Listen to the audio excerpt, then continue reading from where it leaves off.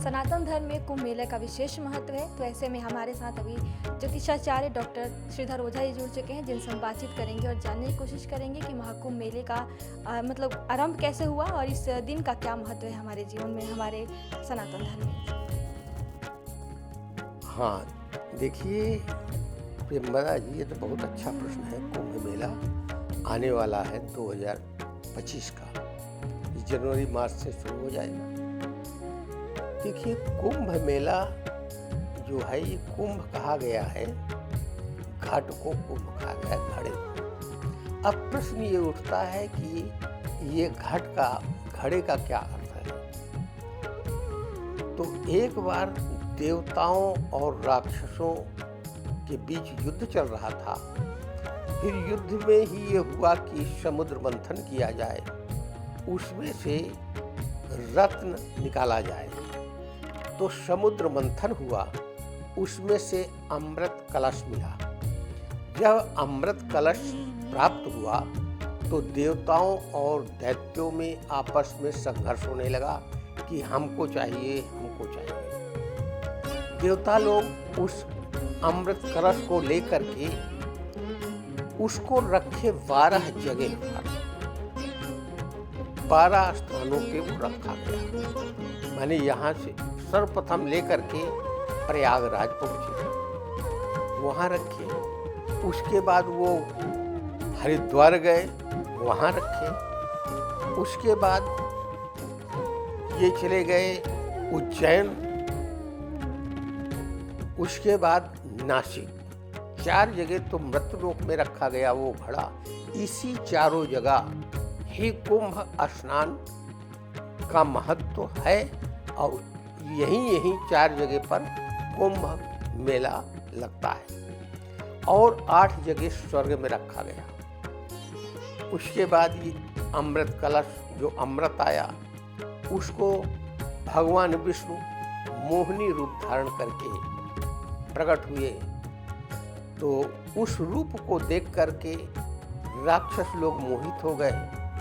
भगवान उनको अपने वश में करते हुए, तिरछी नजर से देखते हुए, मंद मंद गति से चलते हुए उनको मोहित करते गए। देवता लोग उन्हें केवल देख ही रहे थे कि हमारे प्रभु विष्णु किस रूप में आ रहे हैं। वो मोहिनी स्वरूप देख करके देवता लोग आंख बंद करके उसी रूप को हृदयस्थ कर रहे थे, हृदय में। लेकिन राक्षस लोग कामातुर होकर के आपस में जब झगड़ने लगे तो विष्णु ने कहा कि आप लोग बैठ जाइए।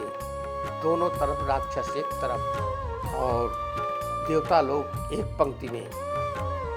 तो भगवान विष्णु ने जब बांटने को प्रारंभ किया तो देवताओं को जब बांटने लगे तो राक्षसों ने कहा हमें दीजिए। भगवान ने कहा ठहरो, अमृत बहुत है, हम थोड़ा थोड़ा बांट रहे हैं, क्योंकि ऊपर जो है इसमें जल की मात्रा होगी, आपको अमृत पिलाएंगे। ये करते हुए गए तो राहु, एक राक्षस था, वो बैठ गया देवताओं की पंक्ति में। तो सूर्य और चंद्रमा ने बताया कि ये राक्षस है। भगवान विष्णु उसका जो है अपने सुदर्शन चक्र से उसकी गर्दन काट दिए तो 2 हो गए, क्योंकि कंठ से नीचे चला गया था। वो हुआ राहु और केतु, जिनको हम ग्रह कहते हैं। ये देवताओं के श्रेणी में आ गए, इनकी पूजन होती है। तो ये जो जहाँ पर ये कुंभ घड़ा रखा गया, उस घड़े से कुछ बिंदु, कुछ बूंदे उस स्थान पर गए। तो ये प्रयाग में जो कुंभ होता है, तो यहाँ पर ये कुंभ, महाकुंभ, इस तरह से संज्ञा दी गई। ये 6 महीने में होता है मेला, उसको कुंभ कहते हैं। और जो 12 महीने में होता है उसको महाकुंभ कहा गया। आप ये बताइए कि 12 वर्ष में ही क्यों कुंभ होता है। एक प्रश्न आएगा कि ये 10 महीने में क्यों नहीं होता, ये 6 महीने में क्यों नहीं होता। तो देखिए, ये हमारे ऋषियों की परंपराएं हमारे ज्योतिष शास्त्र की गणना, ये जो बृहस्पति ग्रह है वो 12 वर्ष में एक परिक्रमा कर पाता है, और जब वो परिक्रमा करता है तो माघ मास में, माघ के महीने में बृहस्पति, सूर्य और चंद्रमा एक साथ जब हो जाते हैं तभी कुंभ पड़ता है। उस समय जो स्वर्ग में 8 जगह अमृत रखा गया है वो भी आकर के इन्हीं सूर्य, चंद्र, गुरु के साथ मिलते हैं, तो उनकी कुछ बूंदें आकर के हमारे मृत्युलोक में पड़ती हैं। इसीलिए 7वीं शताब्दी में हर्षवर्धन जी ने इस मेले का रूप दिया कि इसको विस्तार से बनाया जाए, और उस मेले में, ये मेला नहीं है, धार्मिक मेला है, धार्मिक पर्व है। इसमें एक माह यदि कोई नियमित वहाँ गंगा जी के बालुका में रह करके निवास करे, एक समय भोजन करे और तुलसी लगा करके वहाँ प्रत्येक जितने कल्पवासी हैं उसको एक माह को एक कल्प कहा जाता है, एक युग कहा जाता है। वहाँ पर लोग जाते हैं श्रद्धा से, जितने धर्मावलंबी हैं हमारे, वो 1 महीने केवल टेंट में कपड़े के मंडप बना करके उसी के नीचे रहते हैं, एक समय भोजन करते हैं, दोनों टाइम सुबह और शाम माँ भगीरथ माने गंगा में संगम में डुबकी लगाते हैं। और जिस दिन माघ कृष्ण अमावस्या को, उसको मौनी अमावस्या भी कहते हैं, उस दिन विशेष पर्व होता है। उस समय जो हमारे गंगा में जो तरंगे आती हैं वो उसमें अमृत रहता है। यदि उस समय हम स्नान करते हैं, उस गंगा जल का पान करते हैं, उस बालुका को, उस बालू रेत को, बालू को लगाते हैं, तो हमारे शरीर के समस्त रोग नष्ट हो जाते हैं और उस व्यक्ति का एक कल्प स्वर्ग में निवास होता है, एक युग युगांतर तक वो स्वर्ग में निवास करता है। इसीलिए इसका महत्व है। और उसमें फिर बसंत पंचमी को विशेष पर्व होता है, क्योंकि ये गुप्त नवरात्र का 5वां दिन है। उसी दिन गुप्त नवरात्र का पंचमी तिथि होती है, उस दिन भी स्नान का विशेष महत्व है। और 7वें दिन उसको कहते हैं अचला सप्तमी, सप्तमी के दिन, उस दिन जो स्नान करता है उसको अभय भगवान उसको आशीर्वाद देते हैं और वो उतने दिन स्वर्ग में रहता है।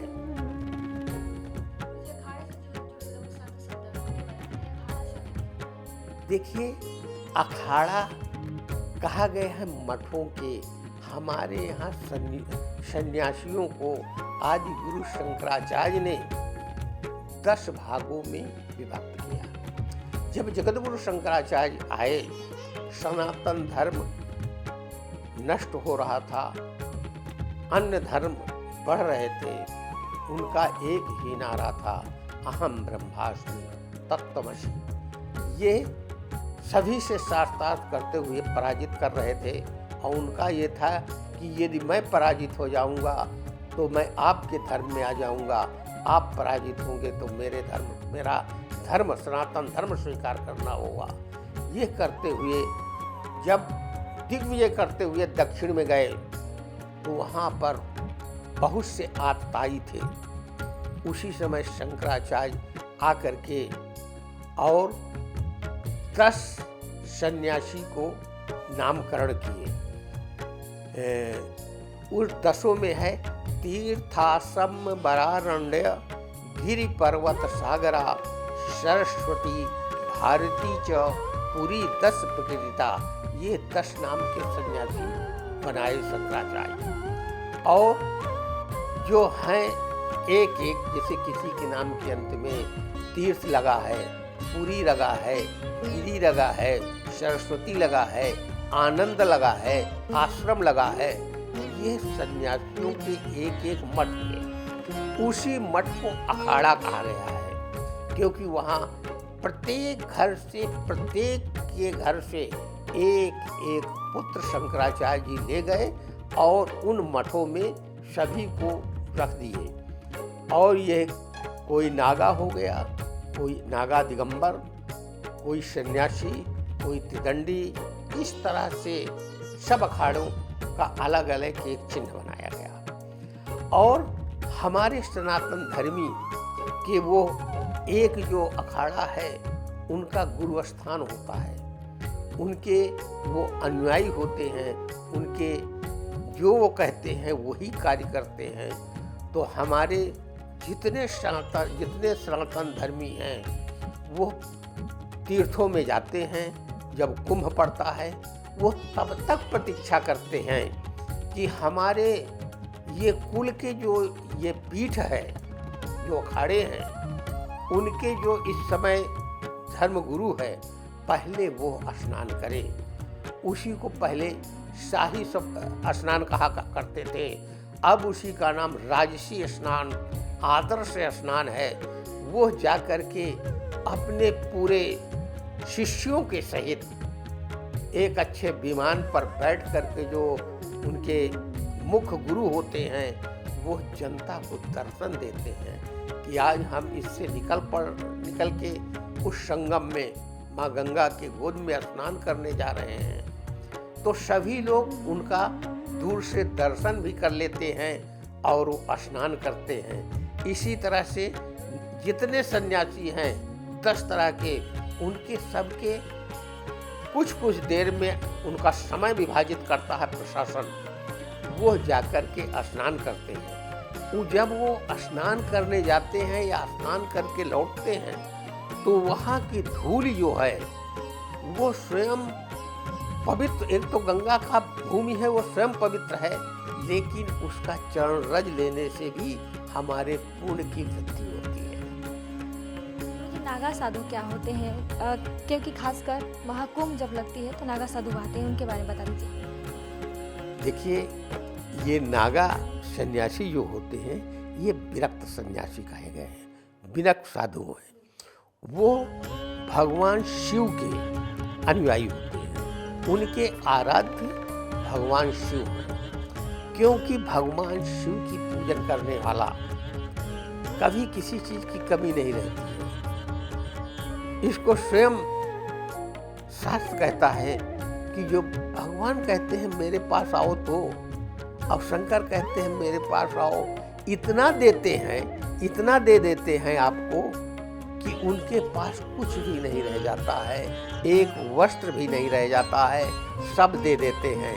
उन्हीं के भक्त नागा सन्यासी होते हैं। ये नागा लोग किसी भी ऋतु में, जाड़ा, गर्मी, बरसात कोई भी हो, इसमें कोई वस्त्र धारण नहीं करते हैं। वो अपने को शिव स्वरूप भस्म लगा करके बैठे रहते हैं। और केवल नागा ही नहीं, हमारे भारत में जितने भी सन्यासी हैं वो 10 तरह के सन्यासी हैं। वो जितने हैं कहीं भी रहेंगे, लेकिन जब कुंभ पड़ेगा तो सब अवश्य आएंगे इस भूमि पर। इसीलिए और महत्व हो जाता है उस भूमि को, उस जल को स्नान करने का ज़्यादा महत्व होता है। ये अघोरी कौन होते हैं? अघोरी भी आते होंगे महाकुंभ जब लगती है, तो उनके बारे में बताइए। देखिए, अघोर साधना है। अघोर साधना अच्छी साधना है, ये कोई विकृत साधना नहीं है। वो जो है अब धीरे धीरे उसका रूप बदल रहा है, लेकिन जितने भी अघोर साधक होते हैं वो भगवान शिव के ही उपासक होते हैं। लेकिन जो वास्तविक सनातन धर्म में जो विधान बताया गया है उसमें मांस मदिरा का अघोर में त्याग है। सप्त मकार, 7 मकार चीजें, लेकिन उसमें भी 2 पंथ हो गए, दक्षिण मार्गी, वाम मार्गी। वाम मार्गी अभक्ष मांस मदिरा का सेवन करके भगवान की सिद्धि प्राप्त करता है। जो दक्षिण मार्ग है, वैदिक मार्ग है, उसमें इसी तरह रहता है व्यक्ति, तो उसमें कुछ भेद नहीं है। एक दक्षिण मार्ग, एक वाम मार्ग। दक्षिण मार्ग बहुत अच्छा मार्ग है, सनातन धर्म का मार्ग है, वो भी अघोर है, लेकिन वाम मार्ग भी है। तो उसमें इस मार्ग, दोनों मार्ग के भी जितने सन्यासी, जितने साधक हैं, साधक उसमें गृहस्थ साधक है, वैष्णव साधक है, हर तरह के साधक हैं। वो साधक भी जाते हैं वहाँ पर, गुप्त रूप से अपनी साधना करते हैं, 1 माह व्यतीत करते हैं और प्रतिदिन गंगा जल से उनका पूजन भी करते हैं। तो दोनों मार्ग के ये भी सन्यासी आते हैं। हमें महाकुंभ में स्नान क्यों करना चाहिए, उससे कौन सी फल की प्राप्ति होती है, हमारे दर्शकों को बताइए। महाकुंभ में वैसे रहने का विधान है 1 माह। 1 माह नहीं रह सकते हैं तो तिरात्रि, 3 रात्रि वहाँ पर जरूर निवास करने का विधान है। उससे जो है, हम जो ही व्यक्ति उस भूमि पर शयन करता है, वहाँ भोजन करता है और स्नान करता है संगम में, क्योंकि संगम क्षेत्र पूरा है, तो उसको जो है शिव सायुज्य, मरने के बाद भगवान शिव का सानिध्य प्राप्त होता है, उसको मुक्ति मिलती है। इसीलिए लोग कुंभ में या माघ महीने में, क्योंकि प्रत्येक वर्ष माघ में भी स्नान का विधान है प्रयाग में, तो वहाँ जा कर के 1 महीने स्नान करें। 12 वर्ष जब आपका पूर्ण हो जाता है तो वहाँ पर लोग शैया दान भी करते हैं। उसमें पूरा एक शैया भगवान विष्णु के लिए, उसमें सब वस्त्र आदि से अलंकृत करके जितने चीज़ें हैं उसमें दे करके उसका दान का विधान है, वहाँ दान देते हैं। और सन्यासियों को या आगंतुकों को, गरीबों को दान देने का भी महत्व है। माघ में, विशेषकर कुंभ में जितना दान देंगे आप, उसका सहस्त्र गुना फल आपको भगवान प्राप्त कराएंगे। इसलिए माघ में स्नान का, दान का, तर्पण का, पूजन का, सन्यासियों को भोजन कराने का, उनका दर्शन करने का विशेष महत्व हो जाता है। क्योंकि स्वयं 33 करोड़ देवता हैं, वो किसी न किसी रूप से इस कुंभ में, अर्ध कुंभ में या माघ मास में वो उस भूमि में विचरण करते रहते हैं। तो वहाँ पर हम तो समझ नहीं पाएंगे क्योंकि गृहस्थ हैं। तो यदि आप दान देंगे, उनको भोजन कराएंगे, गंगा स्नान करेंगे, तो कोई देवता भी आपके बगल में स्नान करता रहा होगा, उनको कुछ देंगे तो उसको अक्षय फल प्राप्त होता है। इसीलिए कुंभ में इसका विशेष महत्व दिया गया है। कि आप भी कुंभ में स्नान किए होंगे, आप अपना अनुभव बताइए हमें। हाँ, हम जब पढ़ रहे थे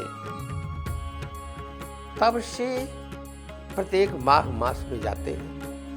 हमारे पूज्य पिताजी वो परमहंस आश्रम टीकर माफी अमेठी में था, वहाँ के प्राचार्य थे और वहाँ का आश्रम आज भी लगता है प्रयाग में।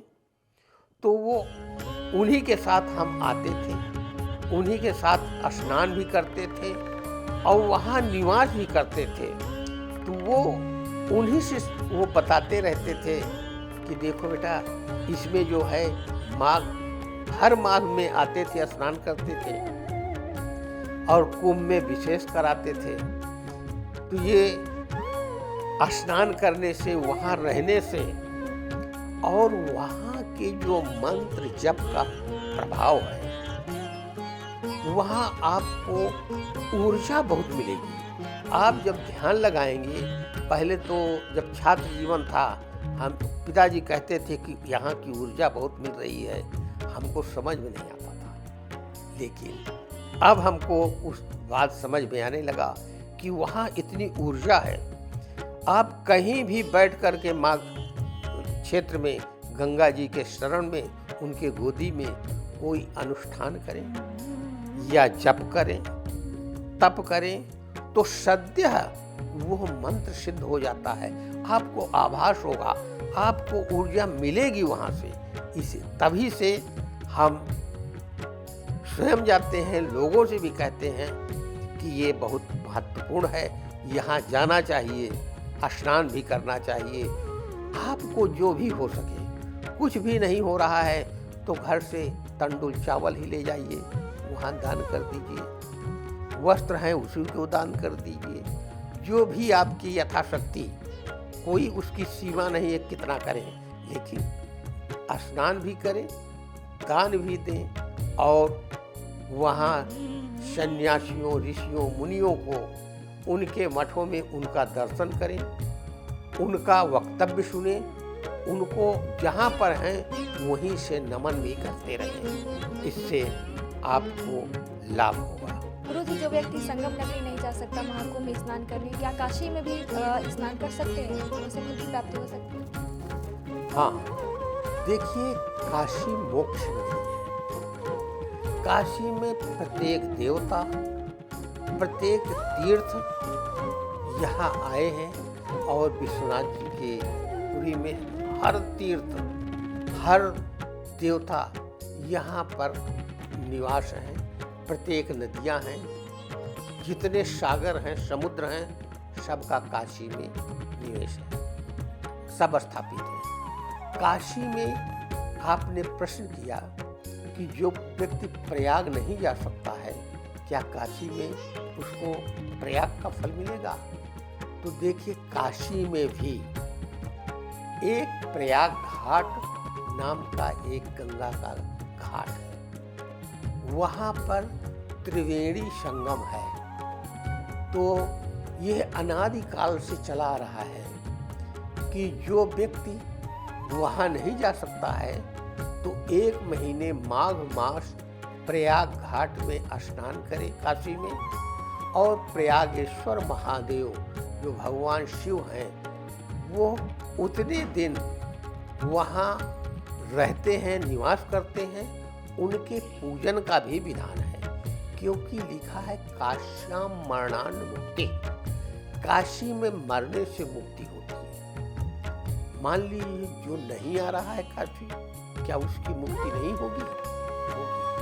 लेकिन काशीवासी का इतना शास्त्रों में विधान दिया गया है, यदि काशी में रहने वाला व्यक्ति कहीं बाहर गया है और किसी की मृत्यु हो गई है, यदि उसके शव यात्रा में भी चला जाता है तो उसकी मुक्ति हो जाती है। यदि शव यात्रा में नहीं जा रहा है और किसी की चिता जल रही है, काशी वासी जो है उस चिता को भी देख लेगा, भगवान शिव कहते हैं मैं उसे भी मुक्ति दूंगा। और यहाँ तक बताया कि मान लीजिए अग्नि नहीं देख पा रहा है, नहीं देखा है, लेकिन काशी का जो निवासी है वो जा रहा है, किसी के शव यात्रा का धुआं भी देख लेगा, वो भी मुक्त हो जाएगा। तो काशी विचित्र नगरी है। यहाँ पर भगवान शिव सबको बताए हैं और ये भी कहे हैं कि मान लीजिए काशी का कोई व्यक्ति असाध्य है, किसी तरह से पीड़ित है, नहीं जा सकता है, तो वो प्रयाग घाट काशी में वहाँ पर स्नान करे, उसको भी वही फल प्राप्त होगा जो संगम प्रयागराज में प्राप्त होता है। लेकिन जो सक्षम है, जो वहाँ जा सकता है, उसको प्रयाग में ही जाना चाहिए। लेकिन यहाँ का भी विधान है 1 महीने रह करके उसी तरह व्रत करें जैसे प्रयाग में होता है, और यहाँ स्नान करें, प्रयागेश्वर महादेव का दर्शन करें, उनकी परिक्रमा करें, वही फल